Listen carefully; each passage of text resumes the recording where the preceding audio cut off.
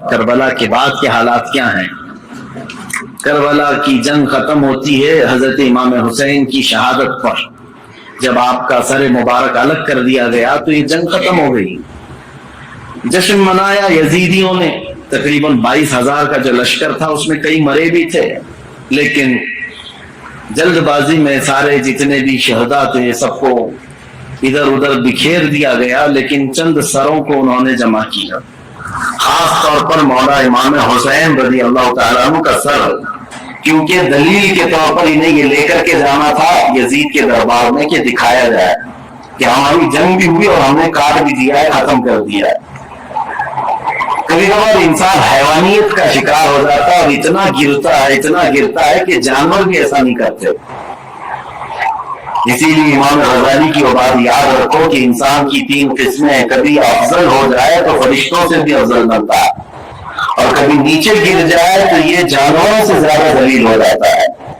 جانور اپنی برادریوں میں سے کسی کا ایسا بہشکار یا ایسا قتل نہیں کرتے جیسا انسان انسانیت کا کرتا ہے، انسانوں کے ساتھ کرتا ہے. تو بہرحال جس نبی کا کلمہ پڑھتی تھی یہ جماعت، اس نبی کے اس نواسے کو جس کو رسول اللہ بے حد محبت کرتے تھے اور جس کے متعلق یہ فرمایا تھا کہ یہ جنتی جوانوں کا سردار ہے، اس کو کاٹ کر کے لے جا رہے ہیں، سر بھی لے کر کے جا رہے ہیں ساتھ میں. اور جب کربلا سے نکل کر کے یہ سب سے پہلے آئے تھے کوفہ کی سرزمین، یہیں تو امام حسین کو بلایا گیا تھا کہ آپ آ جائیے، یہاں سے آپ کو امیر المومنین منتخب کیا جائے گا. اسی کوفہ میں امام حسین کا سر لایا گیا تھا. کوفہ والوں پر اہل بیت اطہار کی طرف سے ایک غضب بھی ہے. اور آج دنیا میں دھوکے کے نام سے اگر کوئی چیز جانی جاتی تو کوفہ، کسی کو اگر کہہ دیا جائے کہ کوفی ہے تو ایک محاورہ ہے، مسل بن گئی ہے کہ دھوکہ دینے والے کو کہتے ہیں، کیونکہ وہ دھوکے میں مشہور ہو گئے، بہت مشہور ہو گئے. تو کوفہ میں جب سر لایا گیا تو لوگوں کا ایک طاقہ بن گیا دیکھنے کے لیے. اور عبید اللہ بن زیاد جو وہاں کا گورنر تھا، اس کے پاس سر رکھا گیا کہ اس نے اس کی بے حرمتی بھی کی. کہا حسین اگر تم یہاں نہ آتے تو تمہارے ساتھ یہ نہ ہوتا. اس وقت مسجد میں ایک بوڑھے صحابی بیٹھے ہوئے تھے. عبید اللہ بن زیاد امام حسین کو کیا کہہ رہا تھا کہ ختم ہو گیا جھوٹا شخص بھی اور جھوٹے کا بیٹا بھی، نعوذ باللہ. یہ سیدنا مولا علی کو بھی گالی تھی اور امام حسین کو بھی گالی تھی. صحابی رسول کو برداشت نہ ہو، 80 سال کی عمر کے تھے، مسجد میں کھڑے ہو گئے. کہا وہ ابن مرجانہ، اس کی ماں کا نام مرجانہ تھا. اس کے بعد سے لوگ جب کسی کو عربی میں گالی دی جاتی تھی تو ماں کا نام لے کر کے کہتے کہ باپ کا پتہ ہی نہیں. وہ ابن مرجانہ کہ تو جس کے بارے میں کہہ رہا ہے وہ اس روئے زمین میں سب سے اعلیٰ، اس کا باپ سب سے اعلیٰ اور اس کا نام سب سے اعلیٰ ہے جس حسین کے بارے میں تو کہہ رہا ہے. اور میں گواہی دیتا ہوں کوفہ والوں، یہ عبید اللہ بن زیاد کذاب ہے، دجال ہے اور دجال کا بیٹا ہے، کذاب ابن کذاب ہے. انہوں نے اپنا حق ادا کیا، بھری محفل میں بھی حق بات کھڑے ہو کر کہہ دینا. عبید اللہ بن زیاد نے اس بوڑھے صحابی کو اسی مجلس میں قتل کروا دیا. 80 سال کی عمر کے تھے. دیکھیں ہر زمانے میں حق بات کو ایکسپٹ کرنے والے اور بڑھ چڑھ کر اعلان کرنے والے موجود رہیں گے. بزدل چاہے جتنے بھی بن جائے، لیکن کوئی نہ کوئی مجلس میں رہے گا، کیونکہ اللہ کا دین ہے اور صبح قیامت تک اللہ حق بولنے والوں کو زندہ رکھے گا. پھر اس کے بعد یہ سر امام حسین کا دمشق لایا گیا جو ملک شام کی راجدھانی ہے. دمشق میں یزید کا تخت خلافت تھا.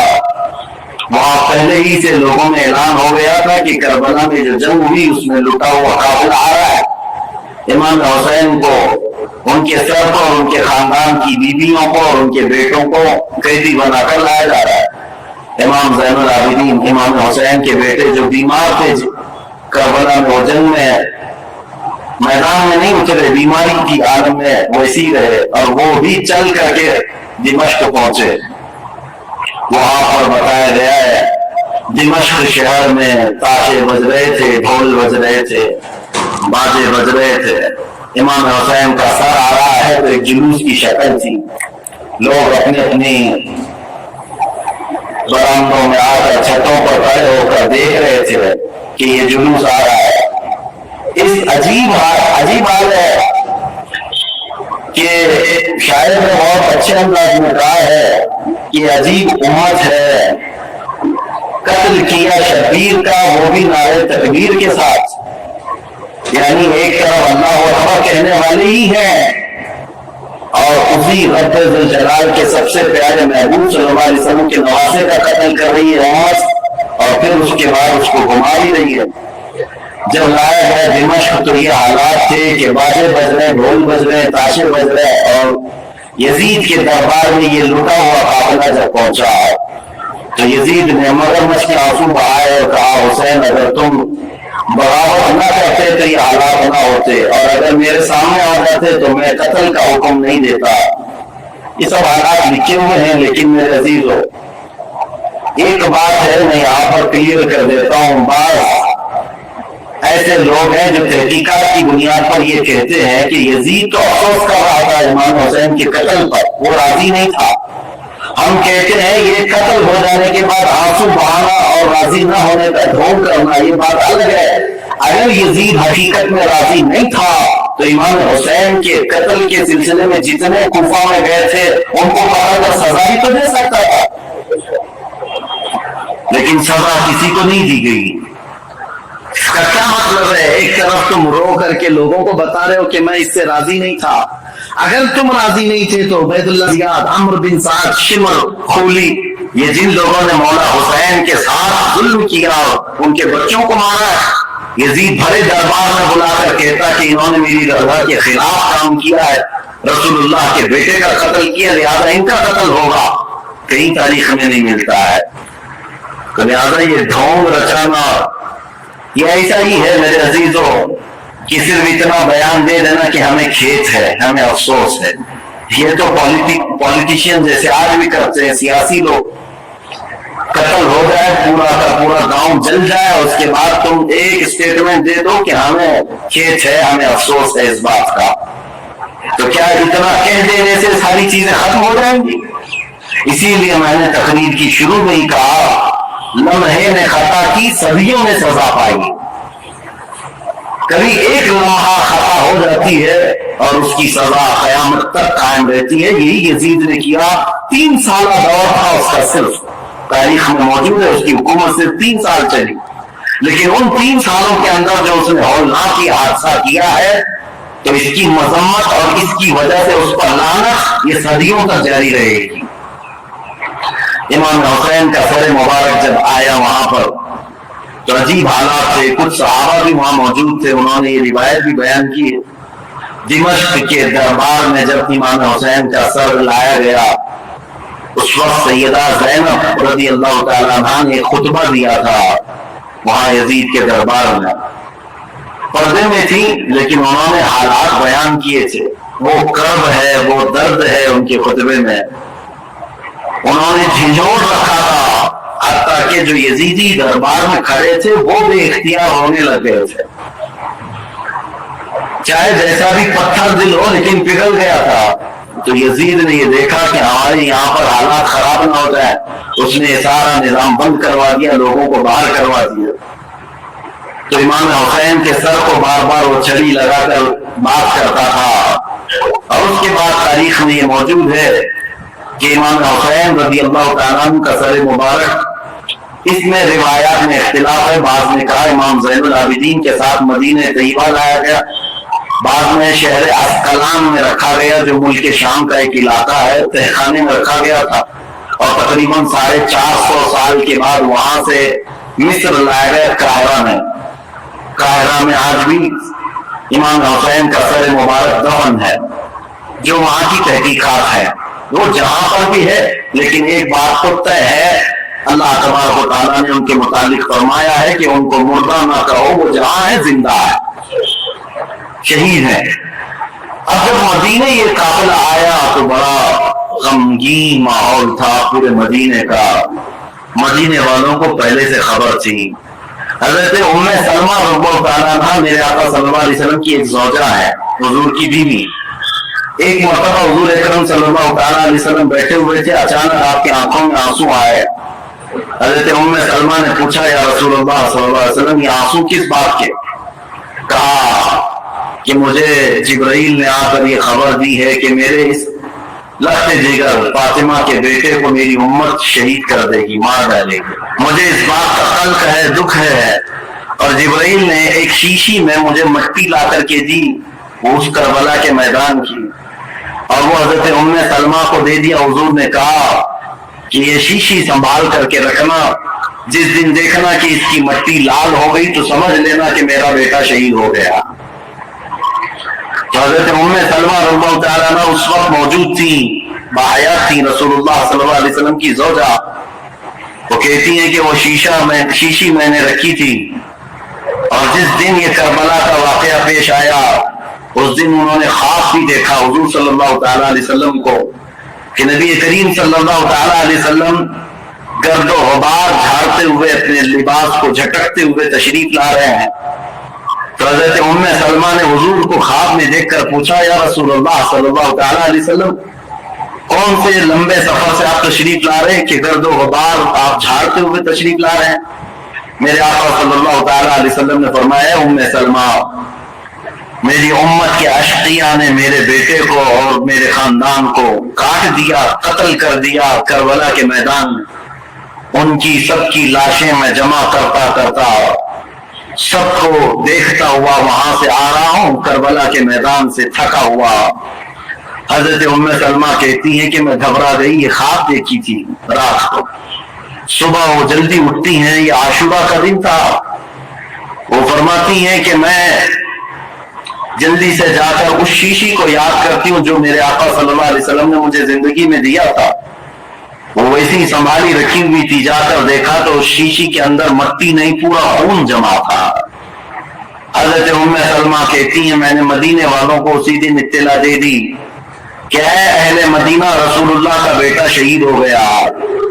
اس وقت کوئی ٹیلی گرام نہیں تھا اور نہ ہی کوئی ایسی تیز خبریں لانے والا انٹرنیٹ یا موبائل یا فون کا سسٹم تھا، مواصلات تو نہیں تھے.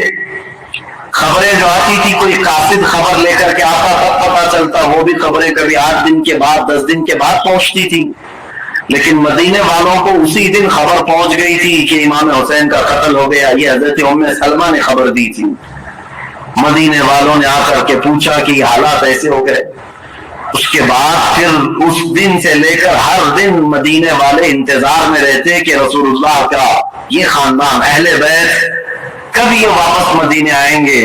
تو ملک شام سے وہ لوگ واپس جب مدینے آ رہے تھے تو پورا مدینہ باہر نکل گیا تھا، پورا مدینہ باہر نکل گیا تھا. اور وہاں پر جو بچی ہوئی عورتیں تھیں سیدہ زینب اور امام حسین شہید کربلا کی 2 بیویاں جو بیوہ ہو گئیں، اور امام زین العابدین اور امام حسن کے 2 بیٹے، چھوٹا سا ایک قافلہ واپس مدینے آ رہا تھا. تو مدینے والے کہتے ہیں جیسے ہی وہ قافلہ مدینے کے اندر آیا تو لوگوں کی ایسی چیخیں بلند ہو گئی، لوگ دیکھتے رہ گئے کیونکہ رسول اللہ کے گھر کے کچھ افراد مدینے میں ابھی بھی موجود تھے. حضرت بی بی سغرا اور امام حسین کی اور ایک بیوی یہاں پر موجود تھی. سب انتظار کرتے رہ گئے، اور جیسے ہی یہ لٹا ہوا قافلہ آیا تو مدینے والے کہتے ہیں ایک وہ دن تھا جب رسول پاک صلی اللہ تعالی علیہ وسلم کی وفات ہوئی، اس دن مدینہ سب سے زیادہ رویا تھا. اور دوسرا یہ دن تھا جب امام حسین کا قافلہ، لٹا ہوا قافلہ مدینے میں داخل ہوا تھا تو مدینہ سب سے زیادہ رویا تھا. امام زین العابدین بیمار سجاد جیسے ہی مدینے میں داخل ہوئے سیدھے روضہ رسول پر حاضر ہوئے، اپنے اس قافلے کو لے کر روضہ رسول پر حاضر ہوئے. لوگ دھاڑے مار مار کر روتے تھے. امام زین العابدین کربلا کی پوری داستان رسول اللہ کو سنا رہے تھے کھڑے ہو کر. کہہ رہے تھے یا اللہ کے رسول، نبی محترم، نبی محتشم، آپ کے اس لاڈلے نواسے کو جو آپ کے کندھوں پر بیٹھ کر سواری کرتا تھا، आपका वो लाडला नवासा जो आप सजदे में जाएं तो पीठ पर सवार हो जाता था, उस लाडले नवासे को अश्किया की जमात ने बगैर पानी दिए, बगैर खाना दिए ज़बह कर दिया। अल्लाह के रसूल, हमने अपनी आंखों से देखा है आपके अहले बैत अतहार में से 6 माह के अली असगर को भी इन्होंने तीरों से छलनी कर दिया। आपके घर के हर जवान बच्चे को घोड़ों पर से दौड़ा करके उनकी लाशों की बेहुरमती कर दी। जब इमाम ज़ैनुल आबिदीन रो रो करके ये बयान करते तो मदीना जितने लोग थे मदीने के वहां मौजूद सब चीखें बुलंद हो गई। कई लोग तो वहां गश खाकर गिर गए थे इस गम की दास्तान पर। उसके बाद इमाम ज़ैनुल आबिदीन जब तक जिंदा रहे कभी उनको किसी ने हंसते हुए नहीं देखा, कभी मुस्कुराते हुए नहीं देखा। बाद रिवायतें बताती हैं कि इमाम ज़ैनुल आबिदीन रज़ियल्लाहु ताला अन्हु को लोग हंसाने की कोशिश करते, कहते कि वो हालात हो गए खत्म, अब तो आप मामूल के हालात पर आ जाए। आप यही फरमाते कि जिसके सामने उसके घर के सारे अफराद को 3 दिन की प्यास और भूख के बाद टुकड़े टुकड़े कर दिए गए हो और तुम उस शख्स से हंसने की उम्मीद रखते हो, उससे मुस्कुराने की उम्मीद रखते हो। इमाम ज़ैनुल आबिदीन को कभी किसी ने मुस्कुराते नहीं देखा। कभी वो किसी कसाब की दुकान के पास से गुजरते तो रोते खड़े हो जाते। कसाब दुकानों पर जैसे इमाम ज़ैनुल आबिदीन आते गोश्त पर चादर उड़ा देते थे और लोग ये कहते कि वो कच्चा गोश्त देखते हैं तो रो पड़ते हैं कि मेरे घर के खानदान के सारे अफराद का गोश्त इसी तरह से बिखरा हुआ था। वो किसी ज़बह करते हुए जानवर को देखते तो रो पड़ते थे, उनकी आंखों से आंसू निकल आते और यही कहते कि लोग तो जानवरों को पानी पिलाकर ज़बह करते हैं, मेरे बाप को लोगों ने 3 दिन की प्यास के बाद ज़बह किया था। तो उनके गम के बराबर तो मैं समझता हूँ दुनिया का गम ही नहीं है इमाम ज़ैनुल आबिदीन का। लेकिन मेरे अजीजों, कुरान की आयत बिल्कुल बरहक है। मेरा मौला फरमाता है वमल्लाहु बिगाफिलिन अम्मा यअमलु ज़ालिमून, अल्लाह जालिमों के काम से गाफिल नहीं है, बेखबर नहीं है। हर जालिम अपने अंजाम को पहुंचेगा जरूर। हालात करवट लेते हैं। यजीद का दौरे हुकूमत खत्म हो गया, उसके बाद यजीद का बेटा मुआविया तख्त नशीन हुआ। 6 महीने सिर्फ खिलाफत चली, उसके बाद ये खानदान की विरासत ही खत्म हो गई। मुआविया के बाद यानी यजीद का बेटा जो मुआविया था, उसके बाद फिर इस खानदान में खिलाफत ही खत्म हो गई। मरवान की हुकूमत चली, मरवान के बेटों की हुकूमत चली। लेकिन इस असना में एक शख्स मुख्तार सखफी नाम से कूफा की सरजमीन से उभरता हुआ एक नौजवान निकला। वो अहले बैत का जानिसाब था, मुहिब था, चाहने वाला था।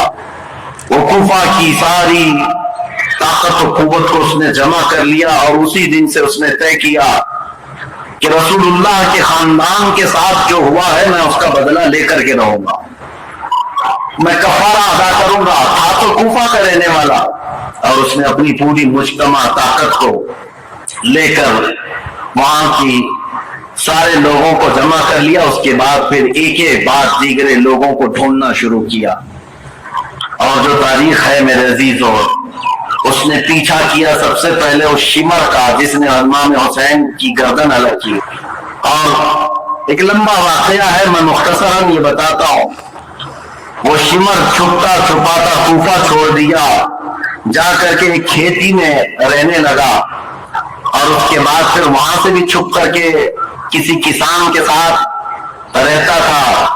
लेकिन मुख्तार सख्ती ने कसम खा ली थी कि हर उस शख्स को मैं कत्ल करूंगा जो कूफा से निकलकर करबला के मैदान में इमाम हुसैन के मुकाबिल में गया था। और जितने गए हुए थे उनको चुन चुन करके वो कत्ल करता गया, मारता गया। और उसके बाद फिर शिमर मिल गया, उसको उसने इतनी बुरी तरह से कत्ल किया कि उसके टुकड़े भी खेल थे। और उसके बाद कुत्तों को के सामने उसके टुकड़ों को डाल दिया जो इमाम हुसैन का कातिल था। फिर खोली बिन यजीद था एक शख्स, और एक शख्स था जो इमाम हुसैन के जिस्म अक़दस पर पैर रख करके उनको गिराया था।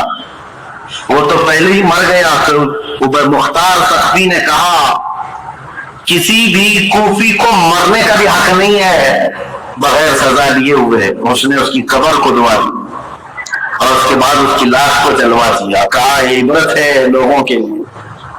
اور اس کے بعد عبید اللہ بن زیاد جو گورنر تھا, اس کی جنگ ہو گئی ابراہیم ایک اور گورنر بصرہ کے گورنر کے ساتھ, اور وہ حاوی ہو گیا. عبید اللہ بن زیاد کی فوج ماری گئی. پھر عبید اللہ بن زیاد گرفتار ہو کر کے آیا تو مختار سخفی گیا اور کہا کہ یہ شخص میرے حوالے کرو. یہی ہے پورے کربلا کی داستان کا اصل مجرم. کوفہ کا گورنر بن کر کے آیا, امام مسلم کو قتل کیا, حانی بن عروہ کو قتل کیا, اور اسی نے بھیجا تھا کربلا میں. پھر عبید اللہ بن زیاد کو اس نے گرفتار کر کے چوراہے پر کھڑا کیا, اور اس کے بعد اس کے ساتھ بھی وہی حشر ہوا میرے عزیزوں جس کو بیان نہیں کیا جا سکتا, کہ وہ موت مانگتا تھا لیکن کوئی اس کو وہاں پر مکمل قتل کرنا بھی نہیں چاہتا تھا. اور مختار سخفی اس کی انگلی کاٹتا اور اس کے بعد کہتا ہے کہ درد کیسا لگتا ہے. کبھی اس کا کان کاٹتا اور کہتا درد کیسا لگتا ہے. تو نے رسول اللہ کے چھوٹے چھوٹے بچوں کو قتل کیا, آج تیری انگلی کٹنے پر تو گوارا نہیں کر پاتا, برداشت نہیں کر پاتا. اس حسین ابن علی نے کیسے گوارا کیا ہوگا جب 6 مہینے کے بچے کی گردن میں تم نے تیر ڈال دیا تھا. کئی دنوں کی اس مشقت کے بعد عبید اللہ بن زیاد کو بھی قتل کر دیا گیا, ختم ہو گئے. اور جتنے گئے ہوئے تھے عمرو بن سعد سب مارے گئے, ایک بھی نہیں بچا. یہاں تک کہ یہ سلسلہ تقریباً 3 یا 4 سال تک چلا. مختار سخفی کو جتنے لوگوں کی لسٹ تھی اس نے ایک بندے کو بھی نہیں چھوڑا. اسی لیے یہ تاریخ میں بات رقم ہے کہ کربلا کے میدان میں جتنے بھی مقابل میں آئے تھے عبید اللہ بن زیاد کی اغوائی میں آنے والی یہ پوری جماعت 22,000 کی, ان میں سے ایک شخص بھی نہیں بچا. اور تاریخ میں ساتھ یہ بھی لکھا گیا ہے ان میں سے کسی ایک کی نسل بھی نہیں چلی, کسی ایک کی نسل بھی نہیں چلی. اب یہاں دیکھیے تاریخ کا کیسا عجیب منظر ہے. 22,000 ختم ہو گئے 4 سال کے اندر اور نسل بھی نہیں چلی. اور امام حسین کے ٹکڑے کر دیے گئے لیکن نسل 14 صدیوں سے اب بھی چل رہی, اب بھی چل رہی ہے. حسینی سادات ہر جگہ موجود ہیں میرے عزیزوں. اسی لیے میرا رب تعالیٰ فرماتا ہے اللہ تعالیٰ ظالموں کے کام سے بے خبر نہیں ہے. اور جب اللہ انتقام لیتا ہے تو پھر تمہاری نسلیں بھی ختم ہو جاتی ہیں. اسی لیے ہمیشہ اس بات کا خیال رکھیں کہ ہم سے ہونے والی خطائیں غلطیاں اگر اس کا تعلق اللہ کی کسی محبوب بندے سے ہے تو پھر قیامت تک تم پر لعنت برسائی جائے گی. کبھی ہرگز ایسا کام ہونے نہ پائے کہ تم سے زیادتی ہو گئی ہو اور وہ بھی کسی اللہ والے کے ساتھ, ورنہ اللہ انتقام لے گا, اللہ انتقام لے گا. آپ یہ مت سمجھ کر کے چلے کہ صرف ایک کربلا ہو گیا اور ایک یزید تھا ایک حسین تھے اور پھر معاملہ نہیں. ہر دور میں یہ معاملات ہوتے ہیں. آج بھی آپ کو یہی نصیحت کر رہا ہوں کہ کبھی تمہاری طرف سے کسی ایسی شخصیت کو تکلیف نہ پہنچاؤ جو اللہ والا ہے, اللہ کا محبوب بندہ ہو, ورنہ ہوگا